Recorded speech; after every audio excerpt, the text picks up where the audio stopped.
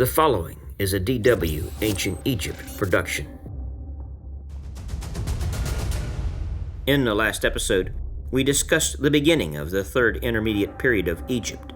We left off with the end of the 23rd and 24th Dynasties, leading to fragmentation and civil war.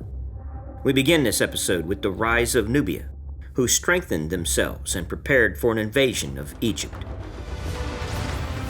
The topics of this episode include the beginning of the 25th Dynasty, Pharaoh Taharqa, and Pharaoh Tanutamun.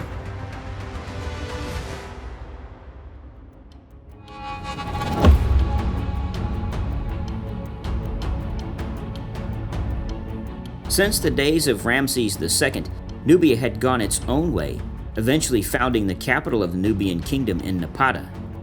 Nubia was made up of many tribes that often fought each other and could never unite against Egypt. Now with Egypt fragmented, they were allowed to grow independent. By this time, in the 23rd dynasty, the Nubian king Kashta recognized Egypt's weakness and moved to capitalize on it. Kashta greatly admired Egyptian culture and mirrored his own kingdom on the religious and artistic customs. As a result, the cult of Amun had a firm hold in Nubia, and he managed to increase his influence through his daughter, who was appointed God's wife of Amun. The significance of her position was immense, and he basically took control of Thebes, and with it, Upper Egypt. The God's wife was a post held by a royal princess, who as the wife of Amun, maintained the god's cult on behalf of the king. This endorsed his right to rule, which made it easy to peacefully take over. His son Pianki strengthened Nubian control of Upper Egypt, established the 25th dynasty, and moved north against the kings of Lower Egypt with a considerable army.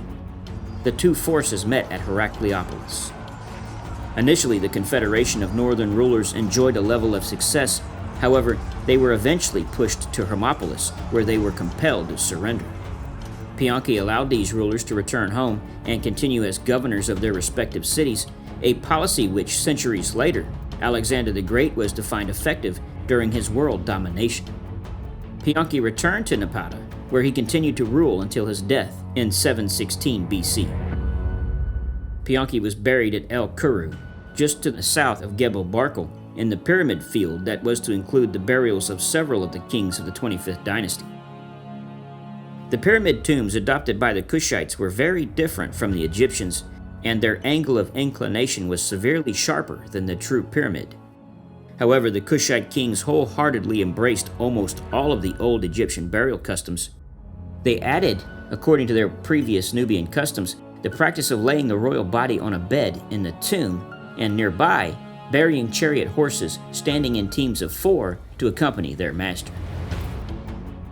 Pianki was succeeded by his brother Shibaku, who continued the revival of old Egyptian customs. The history of the period is very much tied in with the rise and expansion of Assyria. Whilst Shibaku had kept the Assyrian king Sargon II at bay, his successor Shabaka took a different stance and sided with a Palestinian Phoenician revolt against the Assyrian overlords, against the mighty king Sennacherib. This was poking an aggressive giant, a very violent one at that. Shabaka got lucky, for Sennacherib was assassinated before he could mount a campaign, but this would soon be carried out by his son, Esarhaddon.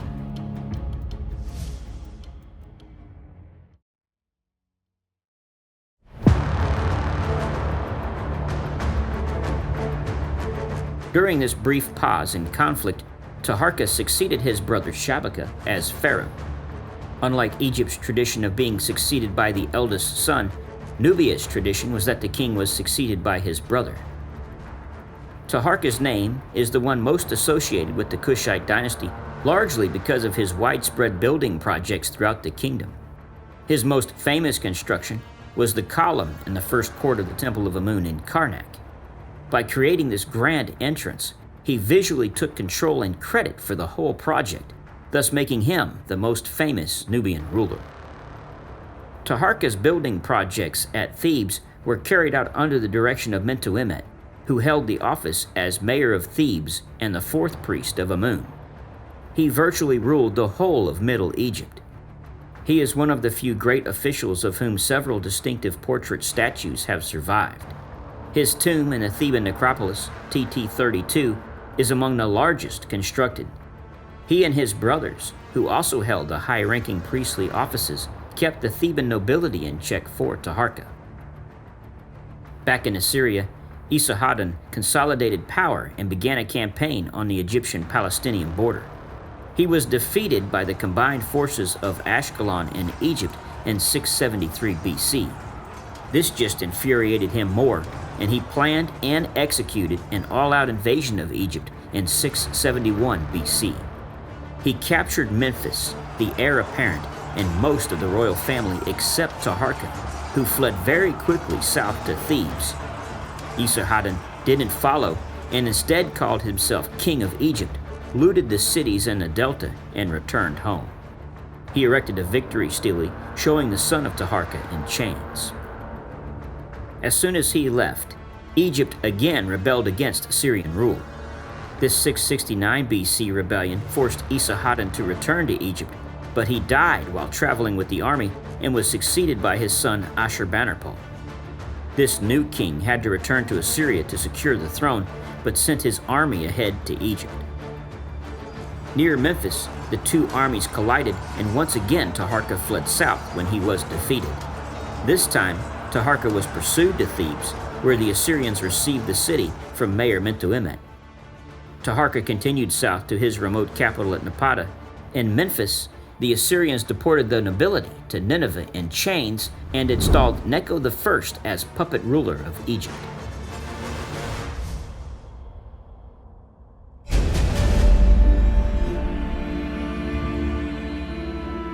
In Nubia, Taharqa installed his cousin Tanutamun as heir and co-regent, who became king of Nubia a year later.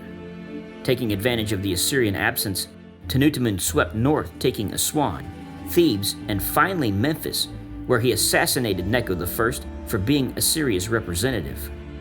In response, Ashurbanipal returned to Egypt with a massive force and engaged Tanutamun and his army in the delta.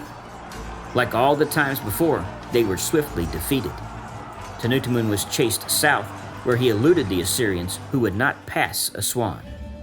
The Assyrian army then did the unthinkable. They sacked Thebes, the jewel of Amun in the ancient world.